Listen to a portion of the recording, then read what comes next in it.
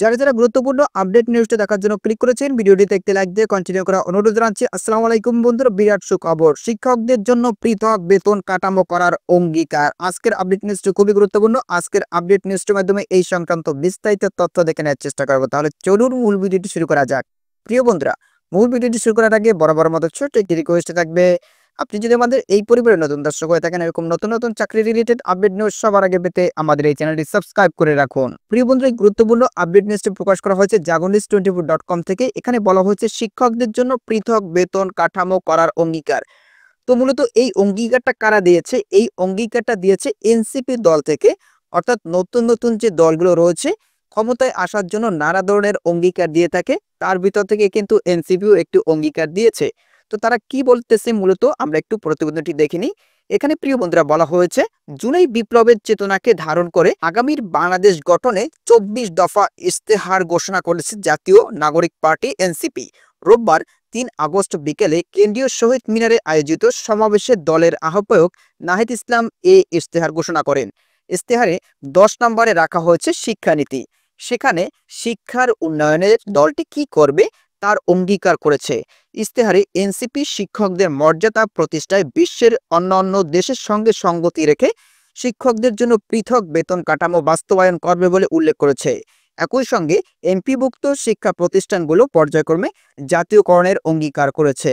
এনসিপির ইস্তেহারে বলা হয়েছে, আমরা শিক্ষা খাতে বরাদ্দ বাড়িয়ে ভবিষ্যতে উদ্ভাবন, শিল্পায়ন ও অর্থনীতির জন্য প্রস্তুত একটি দক্ষ জ্ঞানভিত্তিক সমাজ গড়ে তুলব। শিক্ষার পণ্য নয় অধিকার। বিজ্ঞান, গণিত, প্রকৌশল ও চিকিৎসা শিক্ষায় শক্ত ভিত তৈরিতে আমাদের থাকবে বিশেষ কর্মপরিকল্পনা। আমাদের ইতিহাস, ভাষা ও সংস্কৃতির চর্চার পাশাপাশি আমাদের শিক্ষা ব্যবস্থায় নৈতিকতা ও গণতান্ত্রিক মূল্যবোধ সম্পূর্ণ সুনাগরিক তৈরি করবে। আরও বলা হয়েছে, শিক্ষার বৃত্তি সুদৃঢ় করার লক্ষ্যে প্রাথমিক, মাধ্যমিক ও কারিগরি শিক্ষাকে গুরুত্ব দেওয়া হবে এবং উচ্চশিক্ষা মূল লক্ষ্য হবে মানসম্পন্ন গবেষণার মাধ্যমে জ্ঞান সৃষ্টি। আমরা সংশ্লিষ্ট অংশীজনদের সঙ্গে আলোচনা ক্রমে বাংলা মাধ্যম, মাদ্রাসা ও ইংরেজি মাধ্যম সহ বিদ্যমান সব ধরনের শিক্ষার মাধ্যম ও পদ্ধতিগুলো একটি যৌক্তিক সমন্বয় করব এবং আমাদের সমাজ, রাষ্ট্র ও অর্থনীতির চাহিদার সঙ্গে সঙ্গতি রেখে জাতীয় পাঠ্যক্রমকে আধুনিকায়ন করব। কর্মমুখী বৃত্তিমূলক নার্সিং শিক্ষা এবং দক্ষতা প্রশিক্ষণকে আন্তর্জাতিক মানের, আধুনিক ও যুগ উপযোগী করে গড়ে তুলব, যাতে করে সকল নাগরিকের জন্য টেকসই কর্মসংস্থানের সুযোগ সৃষ্টি হয়।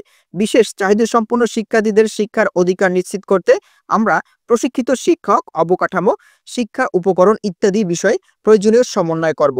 শিক্ষকদের মর্যাদা প্রতিষ্ঠার অঙ্গীকার করে বলা হয়েছে, শিক্ষকদের মর্যাদা প্রতিষ্ঠার অংশ হিসাবে আমরা বহির্বিশ্বের সঙ্গে সঙ্গতি রেখে পৃথক বেতন কাঠামো বাস্তবায়ন এবং রাষ্ট্রীয় নীতি ও পদক্ষেপ গ্রহণে শিক্ষকদের অংশগ্রহণ নিশ্চিত করব।